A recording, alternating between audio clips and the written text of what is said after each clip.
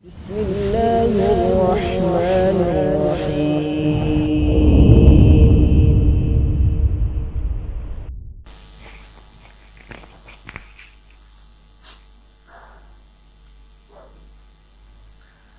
Assalamualaikum warahmatullahi wabarakatuh.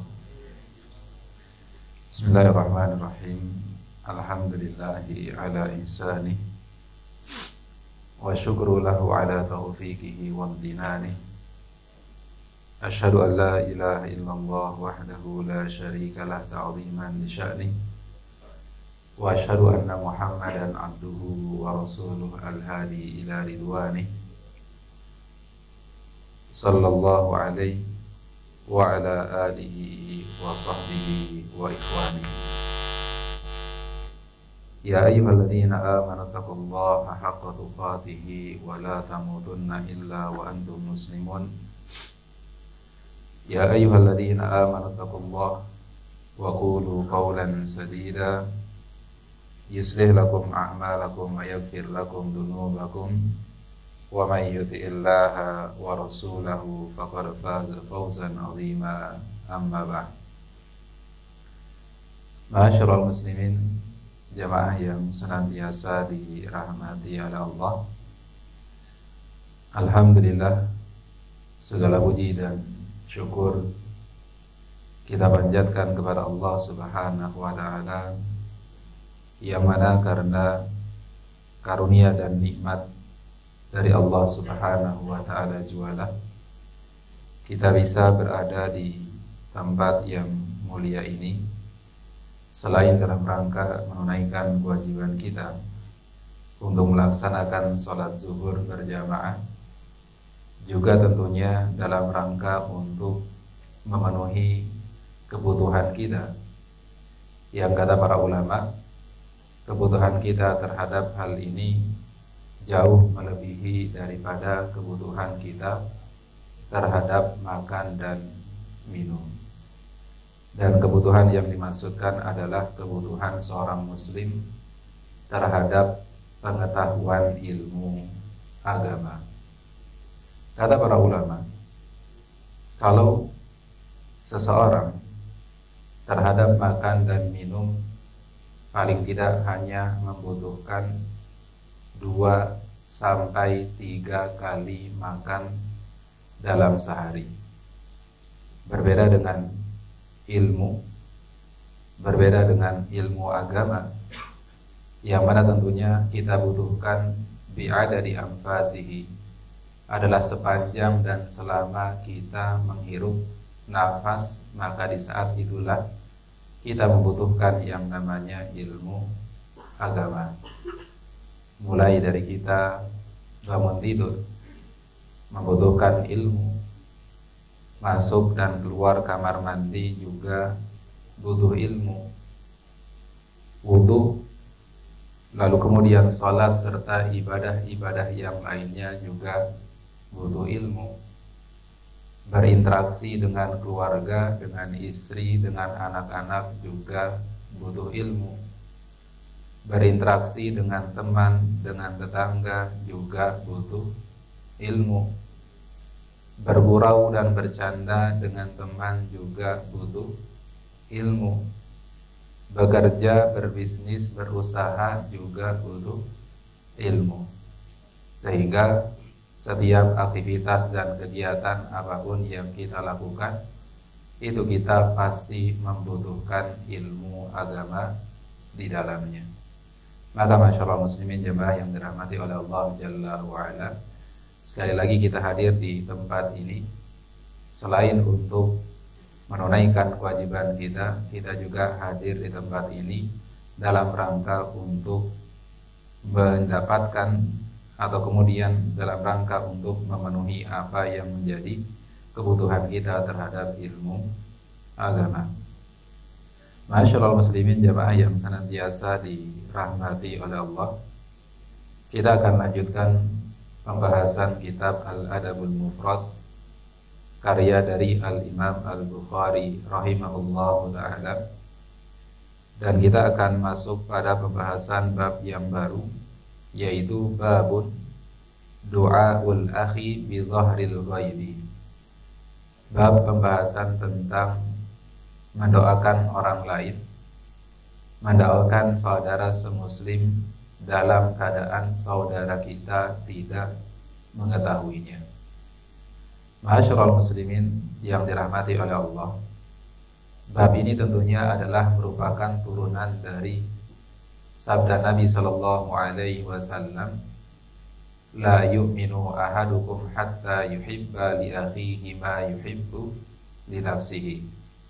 Tidak sempurna keimanan salah seorang di antara kalian sampai ia mencintai saudaranya sebagaimana ia mencintai dirinya sendiri. Dan salah satu bentuk dari rasa cinta seseorang kepada saudara semuslimnya adalah dengan senantiasa mendoakan saudaranya berada di atas kebaikan. Dan ketika penulis mengatakan bizahril ghaib, dalam keadaan saudara kita tersebut tidak tahu, maka ini menunjukkan bahwasanya mendoakan orang lain dalam keadaan orang tersebut tidak tahu, ini jauh lebih besar keutamaannya dibandingkan dengan mendoakan orang tersebut persis ketika orang tersebut ada di depan kita, ada di hadapan kita. Apa keutamaan daripada mendoakan saudara kita di saat ia tidak mengetahui? Inilah yang akan dibahas oleh Al-Imam Al-Bukhari dengan membawakan beberapa hadis-hadis Nabi sallallahu alaihi wasallam beserta dengan asar-asar dari para sahabat. Yang pertama, beliau menyampaikan perkataan dari Abu Bakar As-Siddiq radhiyallahu taala anhu, dan tentunya ketika para sahabat mengucapkan ucapan, pasti ucapan tersebut mereka juga pernah dapatkan dari siapa? Dari Rasulullah sallallahu alaihi wasallam. Ilmunya mereka dapatkan dari Nabi sallallahu alaihi wasallam. Kata Abu Bakar As-Siddiq radhiyallahu taala anhu, beliau berkata, "Inna da'watal akhi fillahi tustajabu." Bahwasanya doa seorang saudara kepada saudara yang lainnya karena Allah Jalla wa'ala, maka doa tersebut adalah doa yang pasti akan dikabulkan dan diijabah oleh Allah Subhanahu wa ta'ala. Jadi doa seorang muslim yang mencintai saudara semuslimnya yang lainnya, dia doakan saudaranya tersebut karena Allah Jalla wa'ala, maka doa orang tersebut pasti akan dikabulkan oleh Allah Subhanahu wa ta'ala. Apalagi kalau misalkan doa orang tua kepada anaknya, atau kemudian doa anak kepada orang tuanya, atau doa seorang suami kepada istrinya, yang lebih-lebih mereka ada hubungan, antara hubungan keluarga, hubungan kekerabatan, hubungan pernikahan. Ya, kalau saudara semuslim saja yang ikatannya hanya ya Islamnya sama, imannya sama, itu saja termasuk bagian dari doa yang dikabulkan oleh Allah Jalla wa'ala. Maka apalagi kalau kita mendoakan ya siapa? Keluarga kita, mendoakan orang-orang yang pernah berjasa kepada kita, guru kita dan lain sebagainya, maka itu pasti akan diijabah oleh Allah Subhanahu wa ta'ala. Karena ikatan iman ini adalah ikatan yang luar biasa. Ketika Allah menjadikan orang-orang yang mukmin, orang-orang yang muslim itu laksana sebagai saudara, mereka itu adalah laksana satu tubuh, kata Nabi sallallahu alaihi wasallam. Idza ishtaka minhu udwun, kalau ada satu tubuh yang merasa sakit, tada'a lahu sa'irul jasadi bis-sahari wal humma, maka rasa sakit tersebut akan dirasakan oleh seluruh tubuh, yang menyebabkan seluruh tubuh tersebut merasakan demam dan terjaga atau tidak bisa tidur. Ya. Dan hal ini juga disampaikan oleh para ulama-ulama terdahulu, bagaimana menggambarkan hubungan seorang muslim dengan muslim yang lainnya, ukhuwah yang ada pada orang-orang yang beriman. Seperti misalkan yang disampaikan oleh sahabat yang mulia Ali bin Abi Thalib radhiyallahu taala anhu. Beliau mengatakan bahwasanya ar-rajulu bila akhin kashimalin bila yaminin. Seseorang tanpa ada saudara seiman dan semuslim di sampingnya, maka ibaratnya seperti tangan kiri tanpa ada tangan kanan. Ya, tangan kiri tanpa adanya kehadiran tangan kanan. Ya, jadi nggak leluasa melakukan sesuatu, nggak maksimal melakukan sesuatu kecuali kalau ada siapa? Ada temannya, ada saudara semuslimnya yang membantu meringankan apa-apa yang menjadi kebutuhannya. Kemudian juga disebutkan dalam sebuah asar yang lainnya, ada yang mengatakan ini adalah perkataan dari Syekhul Islam Ibnu Taimiyah rahimahullahu ta'ala, bahwasanya beliau mengatakan bahwasanya mathalul ukhuwati fillahi kamathalil yadi wal aini. Perumpamaan persaudaraan karena Allah Jalla wa'ala itu adalah laksana tangan dengan mata. Fa'idha dama'atil ainu masahatil yadu dam'aha. Apabila mata ini meneteskan air mata, maka yang bertugas untuk mengusap air tersebut adalah tangan. Wa idza ta'allamatil yadu bakatil ainu li ajriha. Sebaliknya, kalau kemudian tangan ini merasa kesakitan, maka menangislah mata tersebut. Ini adalah perumpamaan, sekali lagi, kehidupan seorang muslim dengan muslim yang lainnya. Mereka adalah bersaudara. Apabila saudaranya sakit, maka dia ikut sakit. Apabila saudaranya senang, maka dia juga ikut senang. Dan di antara bentuk rasa cinta seorang muslim kepada muslim yang lainnya adalah senantiasa mendoakan saudaranya agar senantiasa berada di atas kebaikan. Ma'asyiral muslimin jamaah yang dirahmati oleh Allah Subhanahu wa taala. Kemudian yang kedua, hadis yang kedua yang akan disampaikan oleh Al-Imam Al-Bukhari dalam bab ini, yaitu yang diriwayatkan oleh Safwan bin Abdullah bin Safwan. Wa kanat tahtahu Darda bintu Abi Darda qala. Jadi Safwan bin Abdullah bin Safwan ini, beliau adalah suami dari putri Abu Darda radhiyallahu taala anhu. Beliau adalah suami dari putri sahabat yang mulia Abu Darda radhiyallahu taala anhu. Qala, dia berkata, qadimtu alaihim asyam fawajadtu ummad darda fil baiti wa lam ajid abad darda. Kata Safwan bin Abdullah, satu ketika beliau berkata bahwasanya saya pernah mengunjungi mertua saya ketika mereka berada di Syam.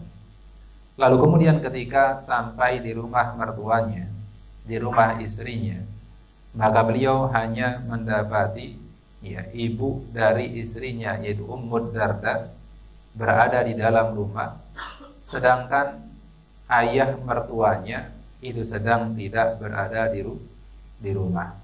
Jadi yang ada di rumah ketika itu hanya ibu mertuanya, sedangkan Abu Darda sedang tidak berada di rumah.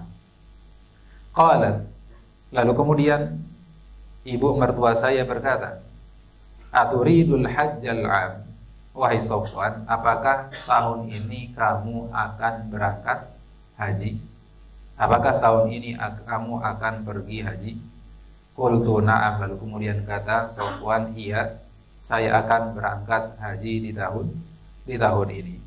Qalat, lalu kemudian kata Ummu Darda radhiyallahu taala anha, fada'allahu lana bi khairin, maka tolong doakan kami nanti ketika kamu berhaji, tolong doakan kami agar senantiasa berada di atas kebaikan. Fa innan nabiyya sallallahu alaihi wasallam kana yaqul, lalu kemudian kata Ummu Darda, sesungguhnya Nabi sallallahu alaihi wasallam pernah bersabda, inna da'watal mar'il muslimi mustajabatun li akhihi bi zahril ghaibi, sesungguhnya doa seorang muslim kepada saudaranya yang lainnya dalam keadaan saudaranya tersebut tidak mengetahuinya adalah doa yang pasti akan dikabulkan oleh Allah Subhanahu wa taala. Inda ra'sihi malakun muwakkalun, karena ketika seorang itu mendoakan saudara muslimnya yang lainnya, pada hakikatnya di kepalanya ada seorang malaikat yang diwakilkan dan dikirimkan oleh Allah Subhanahu wa taala. Kullama da'a li akhihi bi khairin, setiap kali ia mendoakan kebaikan kepada saudaranya, qala, maka malaikat yang berada di atas kepalanya tersebut akan berkata, amin, ya Allah kabulkanlah doa muslim ini, walaka bimislin, dan kamu juga mendapatkan doa yang sama sebagaimana doa yang engkau panjatkan kepada siapa? Kepada saudaramu. Masyaallah muslimin jemaah yang dirahmati oleh Allah Subhanahu wa taala.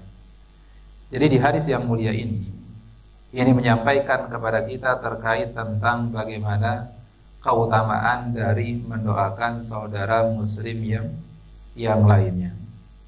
Di mana pada saat seseorang mendoakan saudara muslimnya yang lainnya, pada hakikatnya dia juga mendoakan dirinya sendiri.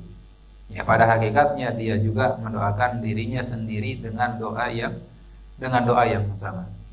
Bahkan lebih daripada itu, bahkan yang mendoakan ia adalah siapa? Adalah malaikat. Ya, yang mendoakan dia adalah malaikat. Maka setiap seseorang mendoakan saudaranya dengan kebaikan, maka disitulah malaikat akan berkata, amin, ya Allah kabulkanlah doa orang ini, walaka bimislin, dan bagimu doa yang sama. Bagimu adalah doa yang sama. Jadi kalau kita misalkan mendoakan saudara kita agar urusan-urusannya dipermudah, maka di saat yang sama malaikat juga mendoakan kita semoga kita diberikan kemudahan dalam urusan-urusan kita. Maka disebutkan oleh para ulama, kana ba'du salafi idza arada an yad'uwa li nafsihi da'a li akhihi al-muslim bitilka da'wah. Bahwasanya sebagian para ulama-ulama salih terdahulu apabila mereka punya hajat tertentu dan mereka mau minta dan berdoa sama Allah Jalla wa'ala, maka mereka doakan saudara muslim yang lainnya dengan doa yang sama. Li'annaha tustajabu wa yahsulu lahu mithlaha, karena doa yang seperti itu adalah doa yang diijabah oleh Allah Subhanahu wa taala, dan dia pasti akan mendapatkan hal yang sama sebagaimana doa yang dia panjatkan kepada siapa? Kepada saudaranya. Jadi kalau kita doa secara langsung sama Allah, belum tentu doa kita akan dikabulkan.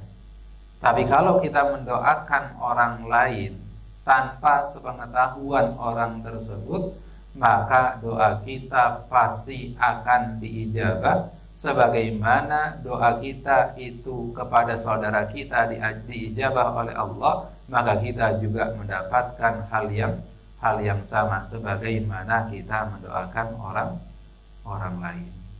Jadi kalau misalkan ingin punya mobil, maka doakan siapa? Doakan temannya dulu. Ya Allah, mudah-mudahan si fulan teman saya yang baik banget itu, mudah-mudahan segera bisa beli beli mobil. Kalau doanya seperti itu, malaikat akan berkata amin walaka bimislin. Ya Allah, kabulkanlah doanya dan berikan juga orang ini apa? Ya, hal yang sama. Ya, jadi itu kebiasaan para ulama terdahulu. Jadi kalau mereka punya hajat tertentu, mereka nggak langsung minta sama Allah hajat tersebut untuk diberikan kepada mereka, tapi dengan mendoakan siapa? Mendoakan saudara semuslim yang lainnya. Dan dari hadis yang mulia ini juga kita bisa mengambil sebuah faedah. Ketika kita misalkan mengetahui ada di antara teman, sahabat, saudara, keluarga kita yang menunaikan ibadah haji atau umroh, maka apa? Maka boleh bagi kita untuk nitip apa? Doa, minta didoakan. Karena orang yang berhaji, orang yang berumroh, mereka itu adalah tamu-tamu Allah Subhanahu wa ta'ala, yang Allah panggil mereka dan mereka memenuhi panggilan Allah Jalla wa ala. Fa'idha sa'aluhu ajabahum, yang mana kalau mereka berdoa dan minta sama Allah, maka Allah Subhanahu wa ta'ala pasti akan kabulkan doa-doa mereka. Itu siapa? Orang-orang yang berhaji dan orang-orang yang berumrah. Makanya kalau misalkan kita punya harta, bingung ya mau umrah dulu atau digunakan buat beli kendaraan, ya udah umrah dulu. Nanti ketika umrah, ketika haji, minta di situ apa? Ya agar bisa beli rumah. Ya karena ini adalah keutamaan orang-orang yang berangkat haji dan juga berangkat umrah.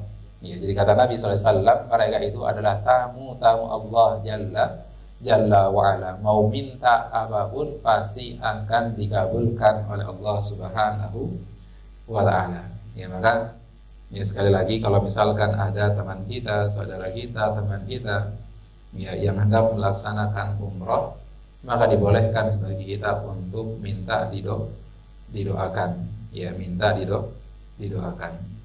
Kemudian yang terakhir, ma'asyiral muslimin jemaah yang dirahmati oleh Allah, Al-Imam Al-Bukhari menyebutkan riwayat yang ketiga dari Abdullah bin Amr radhiyallahu taala anhu, beliau berkata, qala rajulun, ada seseorang yang pernah berdoa, Allahumma gfirli wali Muhammadin wahdana. Ya Allah, ampunilah aku dan ampunilah Nabi Muhammad sallallahu alaihi wasallam, dan ampunilah kami berdua saja. Jadi beliau hanya mendoakan dirinya dan mendoakan siapa? Nabi Muhammad sallallahu alaihi wasallam saja. Faqala Nabi sallallahu alaihi wasallam, maka Nabi begitu mendengar laki-laki tersebut berdoa dengan doa seperti itu, kata Nabi sallallahu alaihi wasallam, laqad hajabtaha an nasin katsirin. Sungguh doamu ini telah menghalangi banyak orang untuk mendapatkan rahmat dari Allah Subhanahu wa ta'ala, sedangkan rahmat Allah itu sangat luas sekali. Rahmat Allah itu tidak hanya diberikan kepada aku dan juga kamu saja, tapi rahmat Allah itu juga berhak didapatkan oleh siapa? Oleh orang-orang mukmin yang lainnya. Jadi kalau kemudian seorang muslim mau berdoa, ya silakan doa, minta apa yang menjadi hajatnya. Tapi jangan lupa mendoakan siapa? Mendoakan orang-orang mukmin yang lainnya. Ya selain keutamaannya tadi, malaikat akan berkata amin walaka bimislin. Nabi sallallahu alaihi wasallam juga sebutkan bagaimana keutamaan mendoakan orang-orang mukmin secara umum. Kata Nabi SAW dalam hadis yang dikeluarkan oleh Al-Imam At-Tabrani dengan sanad yang jayyid, yang baik-baik saja. Kata Nabi SAW, man istaghfara lil mu'minina wal mu'minat kataballahu lahu bikulli mu'minin wa mu'minatin hasanah. Barang siapa yang memintakan ampunan kepada seluruh mukmin laki-laki dan seluruh mukmin perempuan, maka niscaya Allah akan catatkan baginya satu pahala pada satu laki-laki mukmin dan satu wanita mukminah yang yang dia doakan. Ya. Jadi sejumlah orang yang beriman dia mendapatkan kebaikan di dalamnya. Maka kalau kita misalkan dalam doa-doa kita ucapkan Rabbana ighfir lana wa li ikhwanina alladzina sabaquna bil iman wa la taj'al fi qulubina ghillan lil ladzina amanu rabbana innaka ra'ufur rahim. Atau dalam doa kita baca Allahumma ighfir lil muslimina wal muslimat wal mu'minina wal mu'minat al ahya'i minhum wal amwat. Atau dalam doa kita doa Rabbi ghfirli wali walidayya walil mu'minina yauma yaqumul hisab. Maka ini artinya kita mendoakan seluruh orang yang beriman, yang berapa jumlah mereka, maka sebanyak itu pula kebaikan dan pahala yang kita dapatkan. Bisa dibayangin kalau jumlah orang yang beriman saat sekarang ini miliaran, maka di saat itu juga kita mendapatkan pahala 1 miliar, besarnya 1 miliar. Ya, maka doa-doa yang seperti ini, ma'asyiral muslimin jamaah yang dirahmati oleh Allah, inilah doa-doa yang tidak boleh kita lupakan. Ya, kita dituntut untuk mendoakan saudara muslim kita yang lainnya. Yang mana doa kita kepada muslim yang lainnya, kebaikannya tidak hanya kembali kepada mereka, tapi kebaikannya juga kembali kepada siapa? Kepada kita yang mendoakannya. Kita yang mendoakan juga mendapatkan kebaikan, ya, di sisi Allah Subhanahu wa ta'ala. Ma'asyiral muslimin jamaah yang dirahmati oleh Allah Subhanahu wa ta'ala, ini yang bisa disampaikan pada kesempatan siang hari ini. Wallahu ta'ala a'lam bissawab. Di bab berikutnya nanti akan disampaikan contoh-contoh doa, termasuk mendoakan orang-orang yang beriman, termasuk contoh-contoh doa yang sebaiknya kita hafalkan, ya, sebagaimana doa yang diajarkan oleh Nabi kepada para sahabatnya, kepada istrinya dan lain sebagainya. Insyaallah taala akan kita bahas pada kesempatan berikutnya. Wallahu a'lam bissawab. Nah, sampai sini ada pertanyaan?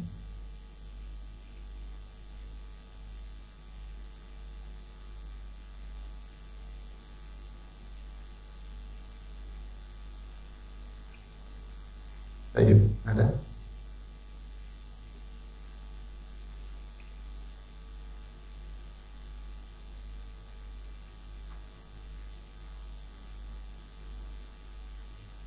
Ya, selesainya cepat ini karena waktu zuhurnya maju lagi ini. Baik, tidak ada? Baik, kalau tidak ada kita cukupkan sampai di sini. Semoga bermanfaat bagi kita semua. Wallahu ta'ala a'lam bissawab. Ditutup dengan doa kafaratul majlis. Subhanakallahumma bihamdika asyhadu an la ilaha illa anta astaghfiruka wa atubu ilaik. Wa sallallahu ala nabiyyina Muhammadin wa ala alihi wa sahbihi wa sallam. Walhamdulillahi rabbil alamin. Assalamualaikum warahmatullahi wabarakatuh.